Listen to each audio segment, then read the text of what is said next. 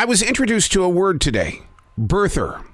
I've never heard of this word or term until today's headlines. Promoting baseless birther conspiracy theories. Birther, B-I-R-T-H-E-R. It's a noun, a person who subscribes or promotes an incorrect belief. With all that we've gone through over the past 10, 20 years, and this is the first time that I've been given the description of another person like this, birther. Usually when we hear the word birth, we associate it with our mothers, to whom I'm incredibly grateful for. But in this case, a birther can be any gender, and there's no conspiracy in that. How many of us deal with daily birthers?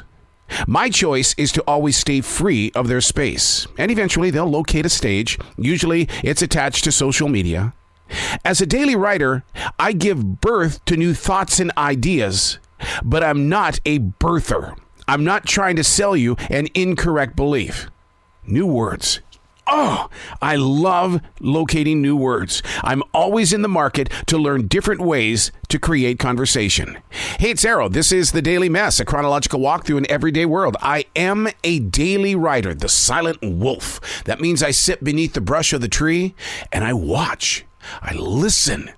I study. We create conversation. Because there's so many things that we're passing each and every day that sometimes we need someone to say, hey, tap on the shoulder here. Can we talk? This is The Daily Mess. I'm almost afraid to stroll through the forest this new day. This one right here in South Charlotte, North Carolina. Yesterday's flooding redesigned the shape of the hill. The area dedicated to being my sacred circle was completely washed away. It's gone. But that's how nature works.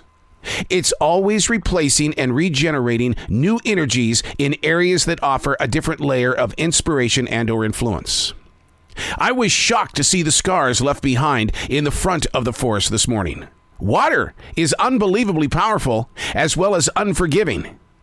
In the wake of the aftermath, how will the forest floor recuperate?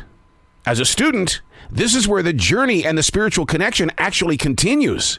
Being aware of all changes, not just personal, it teaches us to listen beyond the voices that we have in our head and heart.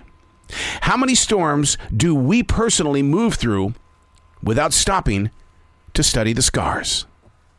Those mental storms, those changes, those challenges, those evolutions that we're moving through, and we tend to drop behind, not as breadcrumbs so that we can find our way back, but we just want to get away from it without learning by its way. I think that's one of the things that I learned in growing into a third degree black belt position in life. And that is that it wasn't always about the punching, the kicking, the hitting, the tournaments, the gold medals wrapped around your neck. It was about the history, knowing what got you to this place and the amazing amount of energy that was required for it to pass through time and reach you. The same is true about our daily walk. Where do you like to stroll? It doesn't have to be a forest. It can be a mall. It can be your business, a staircase, just to get your heart rate up. Where do you find your place where you can just belong?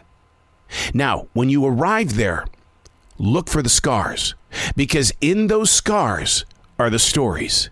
Listen to them, become part of it, and expose your own scars, because that is a connection that nobody else is a part of. I'm Arrow, and that's The Daily Mess.